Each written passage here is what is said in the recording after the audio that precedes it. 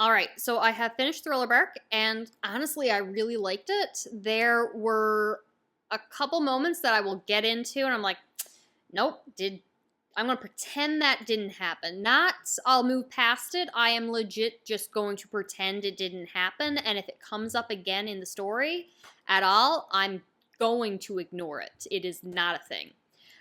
So where do we start? This opening is probably one of my favorites. So the crew finds a barrel. They put it on, thinking it's kind of a left behind food or something, or maybe alcohol. And when they open it, flare goes up, and it signaled their location. They also find this ship floating on, and when Luffy and some of the others go up to investigate, they find a living, talking skeleton. His name is Brook. I love most of this character, and Luffy's immediate reaction to seeing a talking skeleton is, of course, do you want to join my crew? Join my crew. And everyone's like, no, we're not taking a skeleton in this crew. What are you talking about? And the skeleton's just like, yeah, I'll join. Cool. So they bring him on. Everyone is freaking out because why is there a talking skeleton? Usopp is in this whole get-up trying to repel an evil spirit, which I absolutely love.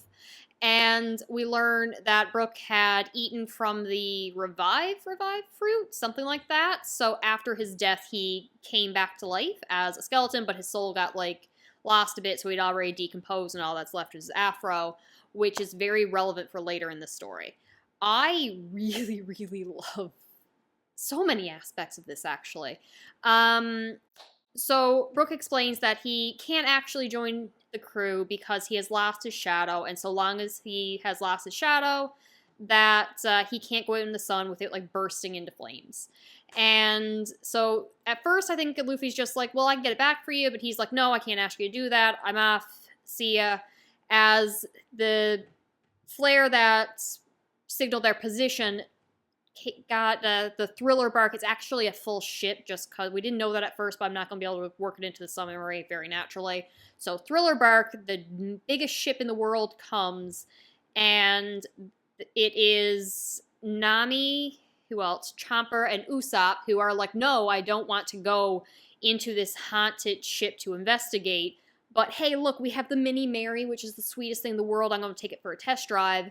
And they go to Thriller Bark and get trapped there, and the others are going to have to come rescue them. So the first part is just seeing how terrified they are as they meet, like, monsters and three-headed dogs and are chased by zombies and eventually end up in this castle of a famous Dr. Hogback, who Chomper really idolized.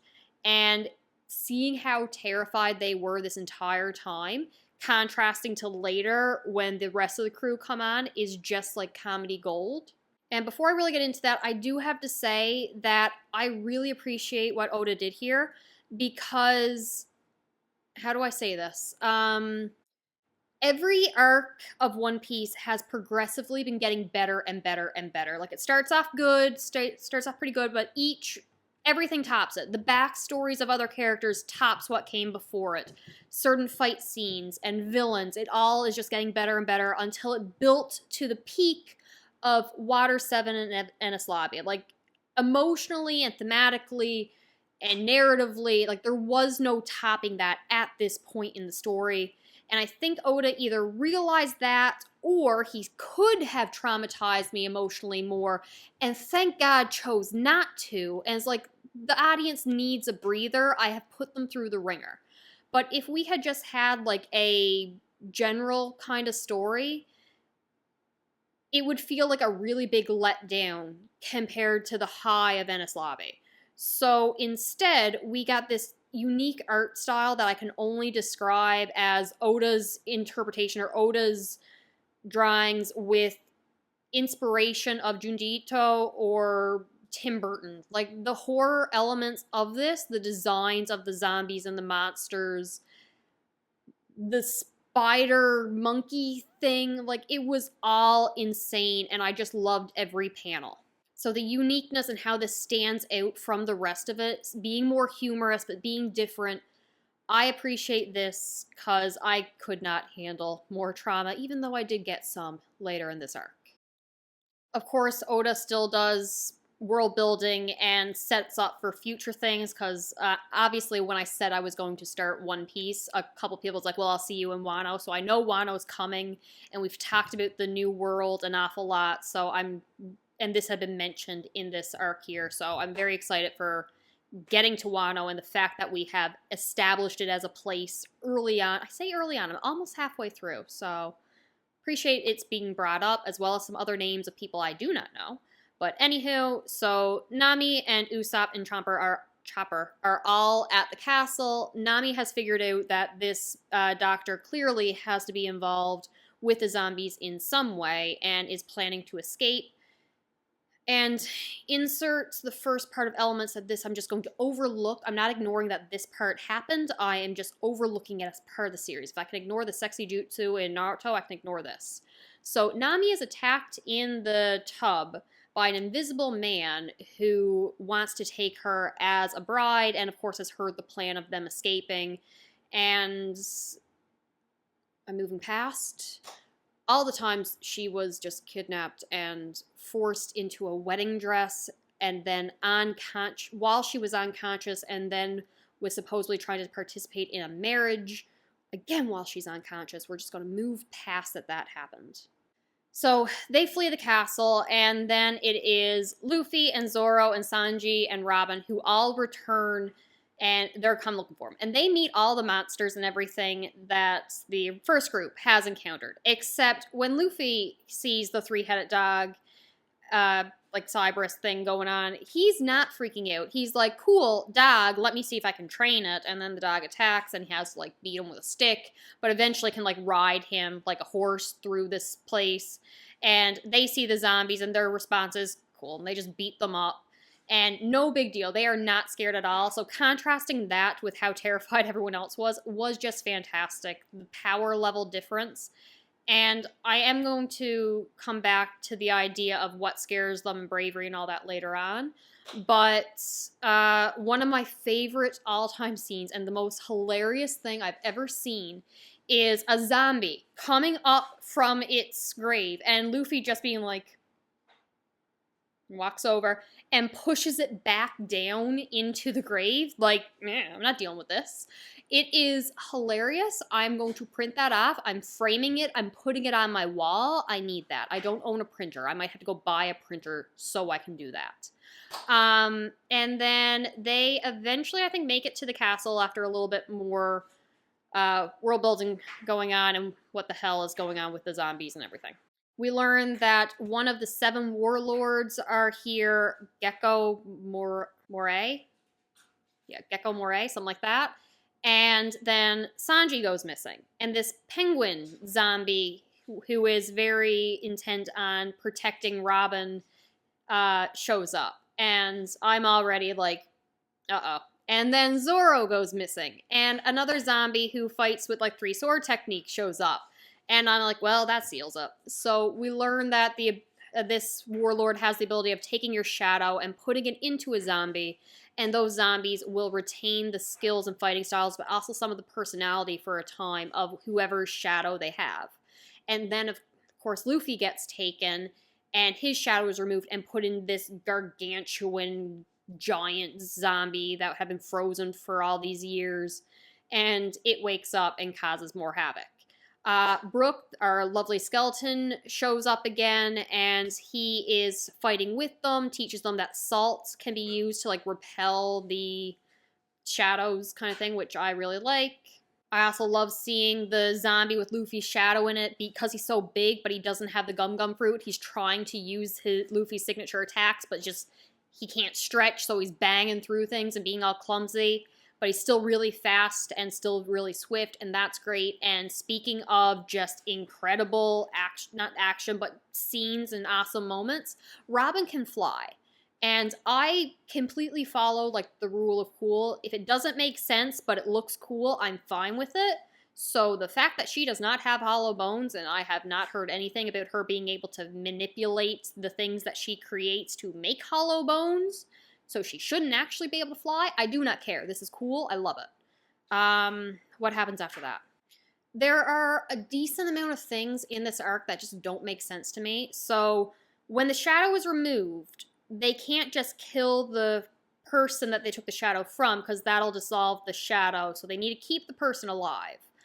But instead of like putting them in a prison or something, they just return them to the ship. So they're on the Thousand Sunny, and yeah, they're just left there. So Nami and everyone else goes and wakes up the three, Luffy, Zoro, and Sanji had their shadows stolen. They wake up fine, and now they have to go get their shadows back. Luffy being like, I'm going after that 7 warlord because if we take him down, he can release all the shadows and we'll all be fine. The other ones are going to see if they can get their individual shadows back, but especially keep zombie Shadow Luffy from causing a lot of havoc. And Sanji has learned that, Nami had been kidnapped at this particular time and is being forced to marry the invisible guy. So Sanji, enraged, goes after them. And a lot of really, really good fights happen. So Usopp is immune to one of the, I don't know if they're a general, but one of the main people, oh god, what's her name? Starts with a P. I do not know it. I'm going with Peronia. Peronia? Ghost Girl. So she has eaten, I don't know, the ghost fruit or something like that, and she can make these cute little ghosts that when they touch you, you become so depressed and negative that you can't fight. There's nothing you can do. You're just sunk into depression. And it has worked on Luffy and Zoro and Robin. Like, they can't fight against this. But when it hits Usopp, he's not affected because he's always terrified. He's always down on himself. He can't sink any lower. So these ghosts have no effect on him, which is really, really sad. But at the same time, it just shows like how much courage he's always had. It reminds me of like that little quote, can you be brave when you're scared? And well, that's the only time you can be brave. So you can almost, not really, but you can sort of argue that Usopp is braver than the others because everyone else has so much power that nothing really that they've encountered here has scared them because they're not intimidated, they're not fearful, they know they're strong enough to take it. But Usopp does not have that kind of strength, that kind of power to fight against it, but he always does. He goes with his friends, and now it's his turn to stand up and fight. He is petrified and so scared, but he does fight. He doesn't run away. And he holds his own. His tricks and lying and just the skills that he has works in a way that he gains advantage, and he takes down this ghost girl, who I really like, by the way. I really like her design. I don't overly normally like the like Lolita kind of design of things, but in her case, like not over-sexualized, not too childish. It worked very well, and I really do want to see her again. So with the established balloon hammer, he traumatizes her with fake roaches, and it was just a really good fight. You also have Chopper taking on Dr. Hogback, and this man, he has reanimated a corpse of a woman he was in love with that rejected him in life. And he flat out says, like, I don't care about her personality or anything she says or her soul. It doesn't matter that that's all missing and this is just her reanimated corpse. All I care about is that she's beautiful and here to serve me. And Chopper takes, like, real issue with the fact that this man is a doctor who is not helping people. He is actively hurting people. And these corpses and zombies that he's reanimating are not actually human. And he fights so hard for this, because Chopper is all about protecting people and helping people and healing people. And this man, even when he was acting as a legit doctor and helping people, he was so greedy and only doing it for money. And now he's been so corrupt that this is what he's come to. So seeing their fight was also very satisfying. I really liked the fight with Zoro as well. He ended up getting a new sword out of this because his old sword had been rusted away at Enies Lobby. He takes on this samurai, and in doing so and beating him, he gets the new sword, but also gets Brook his shadow back. And I just gotta ask, is it common in Japanese stories to get a sword that's too heavy for you? Because this sword, he's gonna have to train with it because it's really heavier than he's used to. It's like it's not gonna be easy to master is what it says. And I do remember very clearly in Inuyasha, when I watched that, at one point in time, his sword became became heavy, and that arc had more to do with relying on his father's strength in the past and now got to rely on his own strength. But either way, it was a heavy sword that he could barely use it now and had to get stronger to use it. Is that a common thing, or is it a coincidence that I've seen it now in 2 anime? Moving on, I am going to go so far past this because this is the part that I'm going to pretend didn't even happen. Sanji versus the Invisible Man. Okay. Sanji shows up to the wedding, fights Invisible Man, and he has been so angry all this time because, of course, Nami had been taken and he wants to protect her. And I have gotten past the annoying chivalry character flaw that is Sanji, for him never being able to fight a woman and only wanting to protect them, removing any agency from those characters. We're going to move right past that. I've gotten past that because at least it feels like it comes from a good place with good intentions. And then what happens is we learn that part of the reason that he was so angry is because as a child he had read through the book of all the gum fruits. I don't know if this is a rare book, so that I don't know if that's a hint, or I don't know if this is a very common book. But regardless, he had learned about a fruit that made you invisible. So the fact that this Invisible Man has already eaten that fruit means that Sanji can never get it. And if Sanji was ever to have a devil fruit, it would have been the invisible one, because he wanted to spy on people, women, in the bathroom. And that honestly makes me hate this character, because that is not a chivalry, I only care about taking care of women character flaw that he has. That is, I need it to be easier for me to be a pervert. And I am pretending that that did not happen. It did not happen. I'm not speaking about it again. If it comes up later in the story, I'm going to ignore it. Or else I might never forgive Sanji for that. So, anyway, fighting Invisible Man. Nami eventually wakes. She woke up a little while ago, but she's knocked unconscious, but she's fine again now. And I think it was like a warthog kind of zombie comes, and we had established her earlier because she also wanted to marry the Invisible Man. And yes, it's just as creepy that she's trying to force Invisible Man into a marriage as Invisible Man trying to force Nami into marriage. But I do like the fact that she initially was really angry at Nami for taking an Invisible Man away from her. But Nami's just like, I don't want him. And she has to say some stuff to make that convincing. Moving past that too. But this Warthog one is just like, she does attack Nami again, but it's very clearly to allow Nami to escape, so she's helping her. And they just formed a really quick, nice bond early on, and I liked that. So Nami's on the run, and we move on to the finale, like the final acts of Luffy going after that 7th Warlord guy, and everyone else fighting the zombie that Luffy's shadow is in. And one of the things I absolutely love is they initially were just trying to hold the shadow guy back so he doesn't interfere with Luffy's fight. But Zoro's like, the sun's gonna be up, all of us without shadows will be killed if this happens. So yes, we're relying on Luffy to save everybody by defeating the 7 Warlord guy, but if Luffy loses, then Luffy will die along with the rest of us when the sun comes out. So we have to at least save Luffy. So if we fight to actually beat this giant zombie, then at least Luffy will be safe. And I really love how much everyone on this crew is willing to die for Luffy. They would die for each other in a heartbeat, but at the end of the day, it's like, we need to save Luffy. I could quite honestly cry for how much they all love Luffy.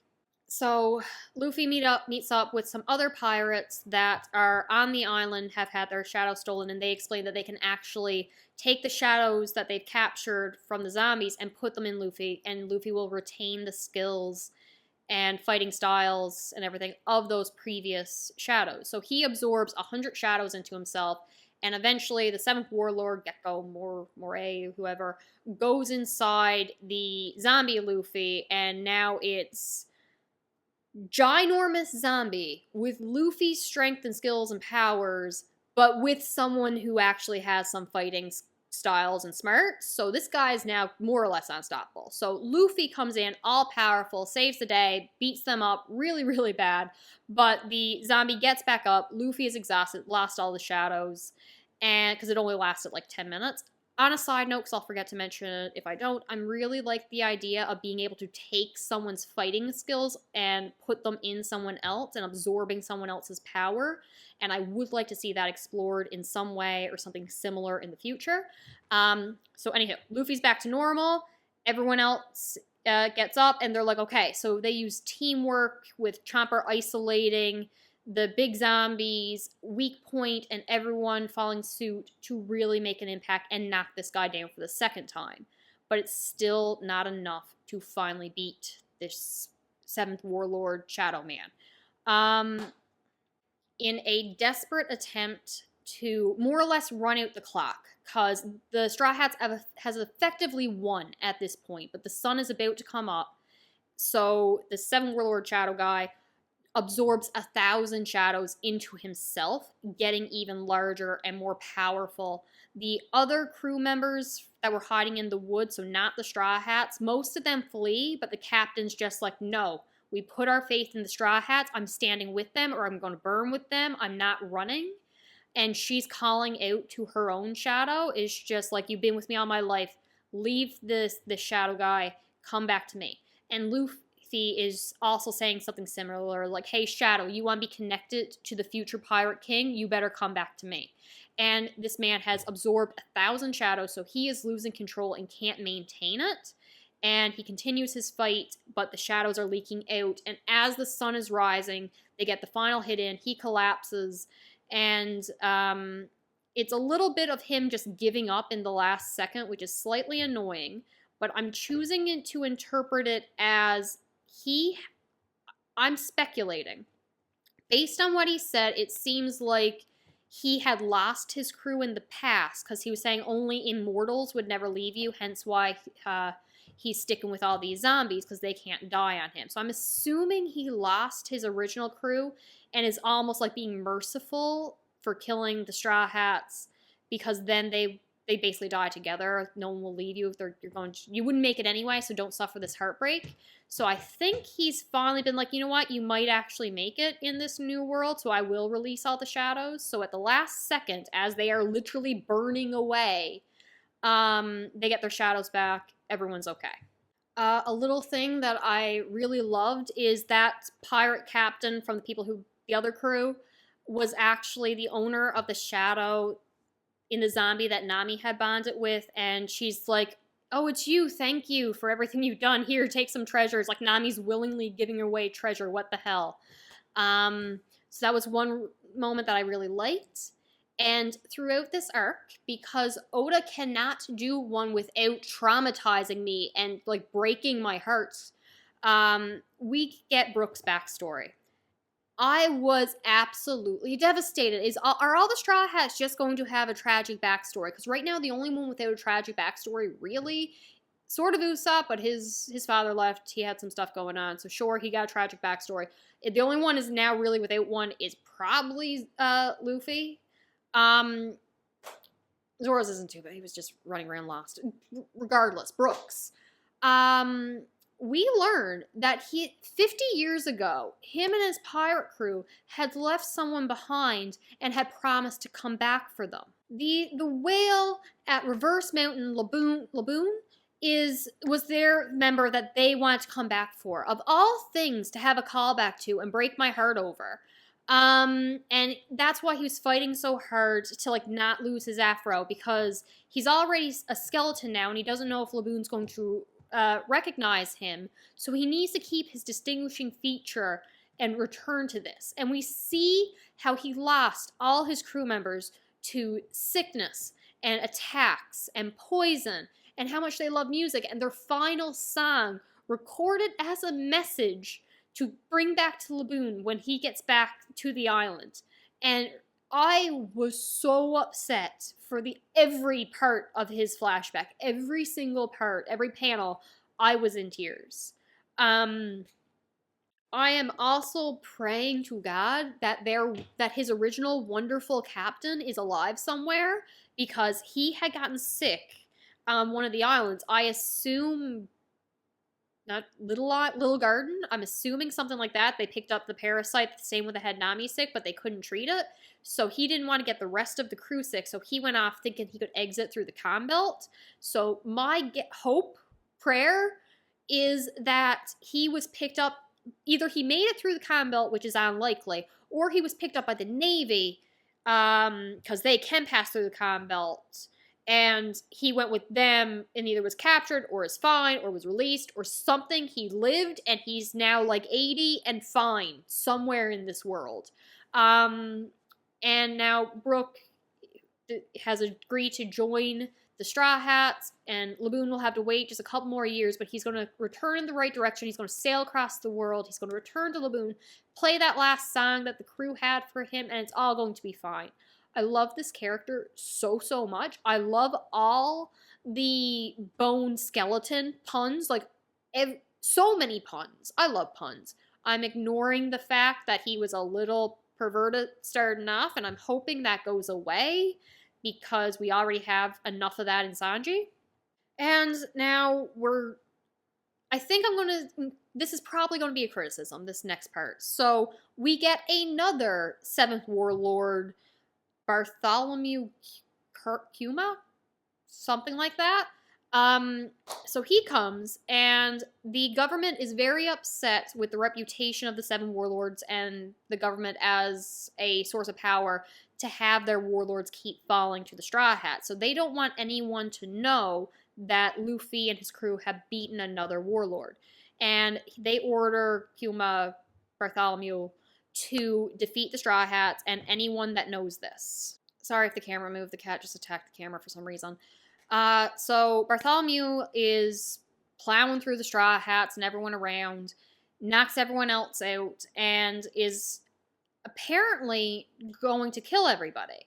And he says, you know what, if you just give me Luffy's head, like, I will bring that and that'll be enough, the rest of you can live. And everyone, including the other pirates that were on the island, not the Straw Hats, all say, no, you're not taking Luffy. And we learn that this warlord's power, he ate the pawpaw fruit, which I do not understand the powers of. So it is like an ultimate repel. So nothing can hit him, it just repels off. He can also repel the atmosphere, putting like a not a shockwave, but some kind of light speed kind of thing that causes a lot of damage. That all makes sense to me. What doesn't make sense is after he defeats everyone, because he can also like compress everything and essentially make a bomb. Again, still makes sense.